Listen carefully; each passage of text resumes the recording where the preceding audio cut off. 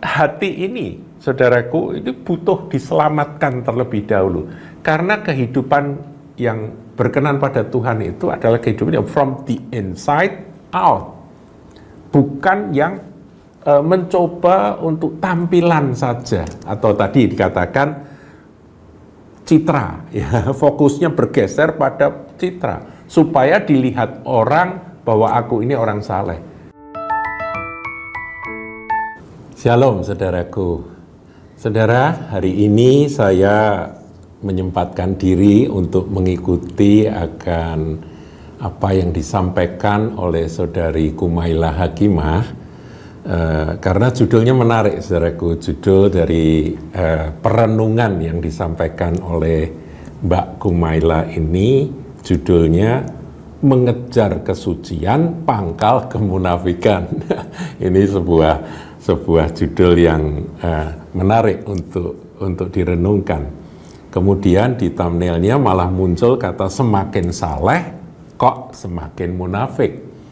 Saudaraku, ketika saya ikuti, saya harus sampaikan bahwa saya setuju dengan apa yang disampaikan oleh Mbak Mela ini. Sebab itulah pergumulan manusia yang pada hakikatnya sudah jatuh dalam dosa. Ketika hukum-hukum Allah itu diberikan, mereka ingin memenuhi tuntutan hukum-hukum tersebut, namun gagal. Nah, tapi kan berusaha. Maka akhirnya terjebak di dalam apa yang disebut dalam judul itu, kemunafikan. Nah, saudaraku, kita akan lihat ya, kita akan lihat apa yang disampaikan oleh Mbak Mela. Ini panjang, jadi saya hanya potong beberapa yang saya ingin memberikan tanggapan dan solusi Alkitabiah dari apa yang firman Tuhan katakan mengenai pergumulan manusia tersebut. Nah, saudaraku, kita akan saksikan apa yang disampaikan oleh Mbak Mela.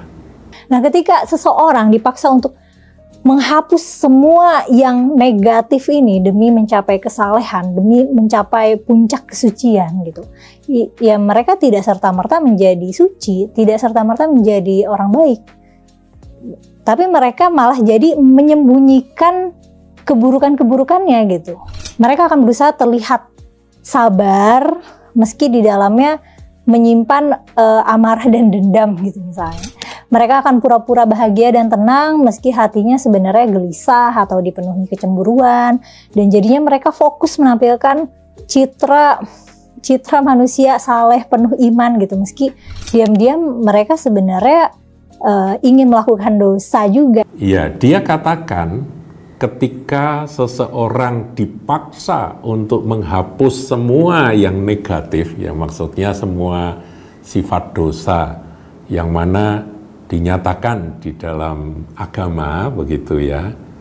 Ketika orang itu dipaksa menghapus semua yang negatif ini demi mencapai kesalehan, demi mencapai puncak kesucian, begitu ya. Itu nanti akhirnya terjebaknya pada apa, saudaraku? Pada tidak menjadi suci, tapi malah menyembunyikan akan hal-hal negatif itu. Jadi memang tidak selesai masalah dosa di dalam diri manusia. Seperti yang tadi Mela katakan, ya, nanti akhirnya menjadi pura-pura. Misalnya tuntutan untuk menjadi tenang, damai, sepertinya lahiriah itu pura-pura damai, tenang, bahagia, tapi hati gelisah, hati cemburu, hati marah, tapi dia berusaha untuk menguasainya. Jadi hidup ini jadi seperti acting, jadi aktor yang sangat lihai gitu ya di dalam berpura-pura. Ini sebetulnya jalan menuju apa yang disebut dengan kemunafikan itu. Saudaraku, ini adalah sebuah pergumulan yang saya kira Mbak Mela sendiri alami ya, lewati. Ketika agama menjadi sebuah tuntutan, maka orang itu akan berusaha untuk menjadi seperti apa yang dituntutkan itu, tapi dalamnya tidak. Jadi saudara, sebetulnya yang Tuhan mau itu adalah from the inside out. Makanya kita kalau lihat ya janji Tuhan itu adalah memberi hati yang baru, roh yang baru berdiam di dalam diri kita. Bahkan itu roh Tuhan sendiri. Itu janji ya saudaraku ya. Nah, pergumulan seperti yang dialami oleh semua orang yang mengejar kesalehan, mengejar puncak kesucian itu dengan berusaha menghapus semua yang negatif dalam dirinya, itu sebetulnya melelahkan, saudara. Dan saya akan bacakan ayat firman di dalam Roma 7 ayat 14 sampai 23. Ini panjang, saudara, tapi perlu dibacakan. Ya, sebelum nanti kita masuk untuk membahas poin kedua dari apa yang disampaikan Mbak Mela, saya akan bahas ini dulu. Jadi ketika seorang dipaksa untuk melawan akan sifat dosa di dalam dirinya, itu kan tujuannya supaya mencapai kesalehan. Itu malah nanti terjebak dalam kemunafikan. Itu seperti Rasul Paulus. Paulus ini kan orang Farisi. Kata Farisi itu sebuah mazhab yang sangat keras di dalam menjalankan akan tuntutan agama, peraturan agama Yahudi. Nah, kita lihat saudaraku ya di dalam surat Roma yang ke-7, ayatnya yang ke-14 sampai 23. Sebab kita tahu bahwa hukum Taurat adalah rohani. Jadi hukum Taurat itu diberikan oleh Allah kepada umat manusia, dan itu sifatnya rohani. Dan inilah yang dicatat, yang ditulis oleh Rasul Paulus dalam menceritakan pergumulan dirinya. Tetapi aku bersifat daging, karnal, terjual di bawah kuasa dosa. Ya, inilah total depravity yang memang ada di dalam diri manusia. Manusia itu pada dasarnya dosa, saudaraku ya. Daging ini bersifat dosa. Sebab apa yang aku perbuat aku tidak tahu, karena bukan apa yang aku kehendaki. Dia dilatih, diajar agama, dia tahu dan dia mencoba untuk mengejar itu yang dia ingin untuk mencapai kesalehan atau kesucian itu. Karena bukan apa yang aku kehendaki yang aku perbuat, tapi apa yang aku benci itulah yang aku perbuat. Jadi, jika aku perbuat apa yang tidak ku kehendaki, aku menyetujui bahwa hukum Taurat itu baik, bahwa agama itu baik. Kalau demikian, bukan aku lagi yang membuatnya, tetapi dosa yang ada dalam diriku. Ini yang saya ingin sampaikan bagi Anda yang merenungkan akan apa yang disampaikan oleh Mbak Mela itu. Yaitu bahwa sesungguhnya itulah kuasa dosa di dalam diri manusia yang memang sudah ada, dan kuasa dosa itulah yang membuat seperti apa yang dikatakan oleh Rasul Paulus ini. Ayat 18, sebab aku tahu bahwa di dalam aku sebagai manusia, sebagai daging, tidak ada sesuatu yang baik. Nah, ini sebuah pengakuan, saudaraku. Kita harus mengakui bahwa kita ini sebagai manusia itu nggak ada yang baik. Sebab kehendak memang ada di dalam aku. Ketika kita diajari hal-hal baik, kita rindu untuk melakukannya. Tetapi bukan hal berbuat apa yang baik. Nanti ada sifat otomatis di dalam diri kita yang aslinya, yang otentiknya itu, yaitu aku sudah terjual di bawah dosa. Nah, kemudian 19, sebab bukan apa yang aku kehendaki yaitu yang baik yang aku perbuat, melainkan apa yang tidak aku kehendaki yaitu yang jahat yang aku perbuat. Jadi, jika aku berbuat apa yang tidak aku kehendaki, maka bukan lagi aku yang membuatnya, tetapi dosa yang diam di dalam aku. Jadi, persoalan utama kenapa orang semakin mengejar kesalehan menjadi semakin munafik, itu karena ada unsur dosa di dalam diri manusia. Itu yang ditemukan oleh Rasul Paulus.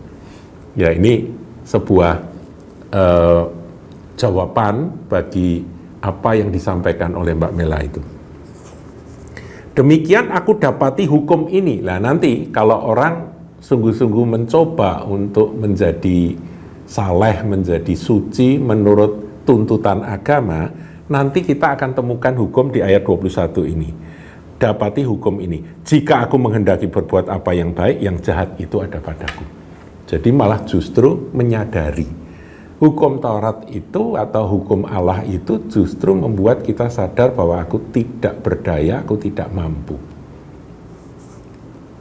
Sebab di dalam batinku aku suka akan hukum Allah, tetapi di dalam anggota-anggota tubuhku aku melihat hukum lain yang berjuang melawan hukum akal budiku, dan membuat aku menjadi tawanan hukum dosa yang ada di dalam anggota-anggota tubuhku. Saudaraku, ini uraian panjang lebar yang sebetulnya merupakan kisah pergumulan rohani dari seorang Paulus sampai dia ketemu dengan Sang Juru Selamat. Nah, kita akan masuk ya dalam apa yang disampaikan oleh Mbak Mela, masih lanjutan dari yang tadi, yaitu kita akan dengarkan, saudaraku. Dan alasan kedua mungkin karena fokusnya akan bergeser pada citra ya, bukan pada esensi kebaikan. Semakin seseorang berusaha menjadi suci, yang mana itu tidak realistis, akhirnya usaha mereka akan tergeser untuk menjadi terlihat suci. Dan semakin mereka berusaha ke sana, semakin mereka akan terjebak dalam obsesi akan citra kesucian itu sendiri. Jadi kesalehannya tidak lagi menjadi sesuatu yang intrinsik, melainkan sebuah performa sosial gitu, performatif aja, sebuah pertunjukan yang harus dipertahankan di depan orang lain supaya dapat validasi dan orang-orang mengakui bahwa dia orang soleh gitu. Saudara, dikatakan oleh Mbak Mela, fokusnya itu nanti bergeser ya tanpa sadar. Nah, ini terjadi pada orang-orang Farisi. Orang-orang Farisi tadinya mengejar kesalehan, mengejar kesucian dengan melakukan akan syarat-syarat agama itu dengan ketat. Terus mereka tuh tanpa sadar bergeser pada citra, bukan pada esensi dari apa yang Tuhan kehendaki. Kalau Mela katakan bukan pada esensi kebaikan. Jadi berusaha menjadi suci, maka terjebak pada obsesi aku pengen jadi seperti itu, tapi akhirnya itu yang lahiriah saja. Jadi itu yang dikatakan oleh Tuhan Yesus di dalam Matius ketika Tuhan menegur akan orang-orang Farisi.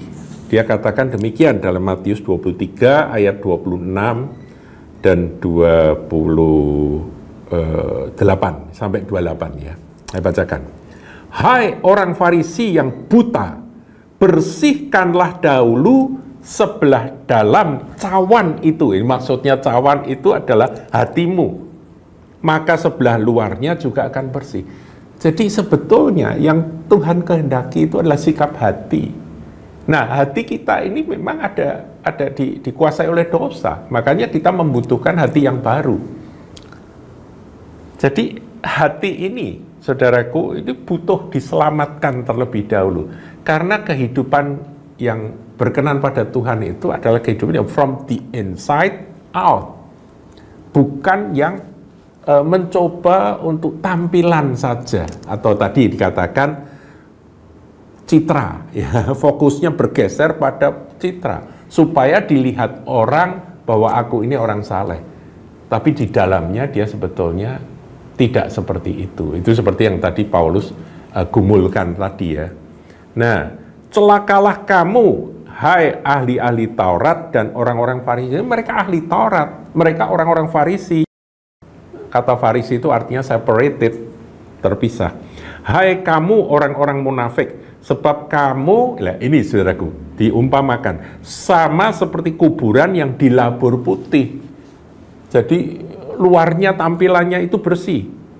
Yang sebelah luarnya memang bersih tampaknya, tetapi yang sebelah dalamnya penuh tulang belulang dan berbagai jenis kotoran. Kotoran itu ada di dalam, saudara.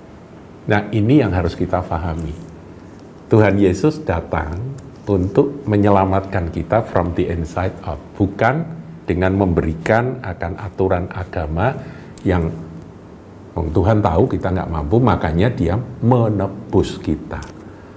Ya, jadi prinsip dari kekristenan yang berkali-kali dikatakan bahwa kekristenan bukan agama, tapi kekristenan itu adalah keselamatan yang dari dia datangnya.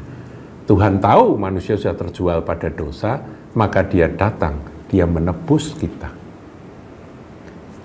Dengan darahnya, itulah kekristenan. Ya, kalau di perjanjian lama, saudaraku, kenapa kok selalu ada binatang yang dikorbankan, harus ada darah tercurah sebagainya, dan itu digenapi oleh Yesus Kristus, anak domba yang dikorbankan. Demikian jugalah kamu di sebelah luar, kamu tampak benar di mata orang, ya ayat 28 ya, tetapi di sebelah dalam kamu penuh kemunafikan dan kedurjanaan. Ini yang dimaksudkan oleh Kumaila Hakimah, semakin saleh tanda kutip, tapi justru semakin munafik, karena bukan yang di dalam yang diselesaikan, saudaraku ya. Itu di dalam Matius 23. Nah, sekarang solusinya, saudaraku ya. Solusinya. Kita lihat, saudara, apa kata Tuhan Yesus kepada murid-muridnya. Di dalam Yohanes 15 ayat 4 dan 5. Ini adalah perumpamaan pokok anggur yang benar. Jadi kita ini diumpamakan sebagai ranting-ranting yang melekat pada pokok anggur yang benar. Pokok anggur itu adalah Yesus. Dikatakan demikian ayat yang keempat. Tinggallah di dalam aku, dan aku di dalam kamu. Sama seperti ranting tidak dapat berbuah dari dirinya sendiri. Jadi kita ini sudah tidak bisa menghasilkan buah yang berkenan kepada Bapa. Kalau ia tidak tinggal lekat pada pokok anggur, demikian juga kamu tidak berbuah jikalau kamu tidak tinggal di dalam aku. Nah, di akhir dari perenungan yang disampaikan Mbak Mela itu, dia juga sampaikan tentang yang penting itu adalah dampaknya. Buahnya kalau istilah dalam Alkitab ya. Betul. Tetapi kita harus menyadari, kalau kita memakai kekuatan kita sendiri, nggak bisa, saudaraku. Nanti kita akan lihat ya di dalam ayat yang 5, dikatakan, kamu tidak berbuah jikalau kamu tidak tinggal di dalam aku. Jadi di dalam kekristenan, yang bisa menyelesaikan masalah supaya kita tidak terjebak dalam kemunafikan, bahkan kita bisa berdampak positif kepada sesama kita, pada manusia yang lain, tidak merugikan, tidak mencelakakan, tapi justru jadi berkat, itu hanya tinggal di dalam Kristus.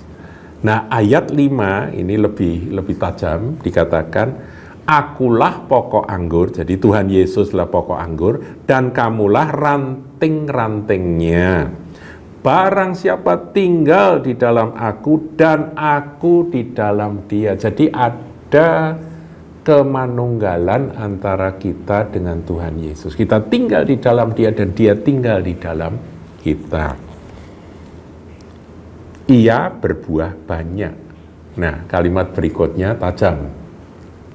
Sebab di luar aku, depart from me, terlepas dari aku, kamu tidak dapat berbuat apa-apa. Ini keyakinan Kristen, saudaraku.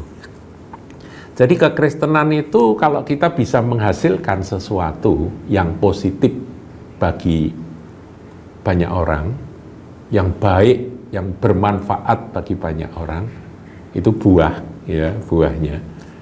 Itu bukan karena aku yang melakukannya, tetapi karena aku melekat pada Yesus dan aku tinggal di dalam dia. Sebab kalau aku lepas dari dia, aku jalan sendiri, aku melakukan sendiri dengan kesadaranku, dengan usahaku, di mata Tuhan, itu bukan apa-apa, tidak dinilai oleh Bapa Surgawi.